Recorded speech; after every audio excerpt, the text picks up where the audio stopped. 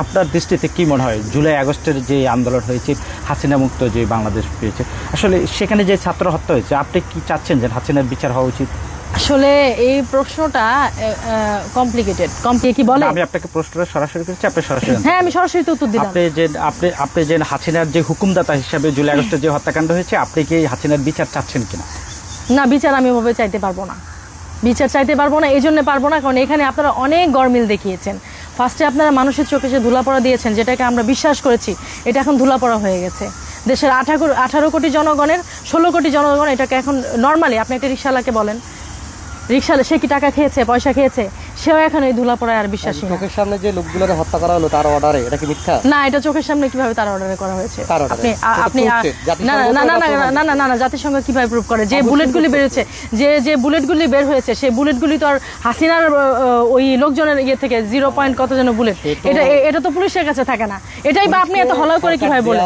না না না, এটাই বা আপনি হলাও করে কিভাবে করেন? অনেক ভিডিও আছে যেখানে দেখা হয়েছে যে আপনার পাশ থেকে গুলি করে চলে গেছে। এইটার কি উত্তর দেবেন? এটা আপনার কাছে আমার কোশ্চেন, এটার কি উত্তর দিবেন? আর আবু সাইদ, সে বারবার দেখানো হয়েছে সে নেশাগ্রস্ত ছিল, তাকে একবার দেওয়া হচ্ছে, সে আবার ওঠে। কোনো সুস্থ মানুষ তো এভাবে করতে পারে না। আর তাকে নিয়ে হসপিটালে না গিয়ে আপনি অন্য কোথাও কেন চলে গেলেন? আর এরপরে ফার্স্ট যে ছেলেটা মারা গিয়েছে, ওর নাম এখন মনে পড়ছে না, সে আবার কীভাবে ফেরত আসলো বলেন? এই কথাগুলো আপনি আমাকে বলেন। যেখানে হচ্ছে গিয়ে আওয়ামী লীগ চলে যাওয়ার পরেও আপনি এত কাহিনী আপনারা করলেন।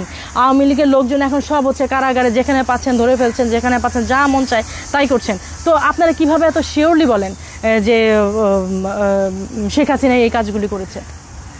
আর ফ্যাসিস্টই যদি হবে তাহলে তো সবাইকে ধরে ফেলার কথা। সে চাইলে ওইখানে ধরে ফেলতে পারতো, সে যদি ফ্যাসিস্ট হতো এবং সে যদি এই আন্দোলনের চাইতো যে এরা মারা যাক, এরা শেষ হয়ে যাক, এটা সে তো তখনও সে ক্ষমতায় ছিল কিনা? তো কয়েক প্লাটান আর্মি যদি ওইখানে ঘেরাও করতো, কে বাঁচতো? কেউই তো বাঁচতো না। আপনি আমার এই যুক্তিটা খণ্ডন করে দেন। সে তখনও ওই এই দেশের প্রাইম মিনিস্টার ছিলেন এবং স্টিল নাও সে বাংলাদেশে ছিলেন। কথা তো তখন কেউ শুনে না।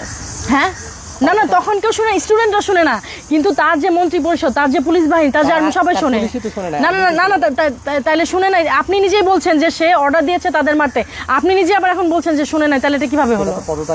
না না না, তাহলে আপনি বলেন, আপনার কথাই আমি আপনাকে কোশ্চেন করছি, আপনি আমার কথা উত্তর দেন।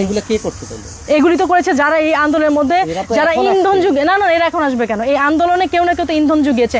আপনি আমাকে বলেন, সাধারণভাবে যদি আপনি এই স্টুডেন্টদের খেতে দিতেন, একবেলা হচ্ছে আপনি 8-10টা স্টুডেন্টকে আপনি বিরিয়ানি দিতেন, আপনি কোক দিতেন, 3 বেলা পর্যায়ক্রমে এরকম বিরিয়ানি, 3 বেলা পর্যায়ক্রমে এরকম কোল্ড ড্রিঙ্কস, বার্গার, এগুলো কোথেকে আসলো?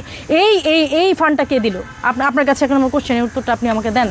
আচ্ছা, গত 15 বছরে এরকম বিরিয়ানি খাওয়ানো অনেক হয়েছে। আপনি খেয়েছেন বিরিয়ানি গত 15 বছর? না না, আমি খাইনি, কিন্তু আমি গিয়েছি। আমি তো বললাম, আমি